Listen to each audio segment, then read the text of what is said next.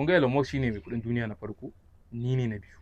To ina so ya zama na uku, na hudu, na biyar ya zama 'yan Najeriya ne. Kun gane lissafin? Shi yasa na tara ku a nan wurin. Yaya za a yi? Menene network ɗinku? Nawa ne zan iya funding ɗinku domin kuɗinku ya cika? Ya zama na cewa ku kuka riƙe wannan matsayin. Saboda Larry Page ɗazu ya mun wani magana mara daɗi wanda ban ji daɗi ba, ya sa har su Mark Zuckerberg suna ta mun dariya. To.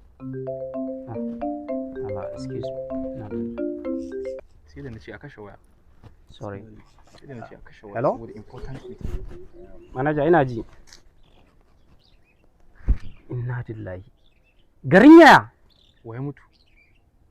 Haba manaja, wannan sakaci ne irin naka. Na sha gaya maka wannan abun ku daina bari yana faruwa ina. Yanzu fi sabil.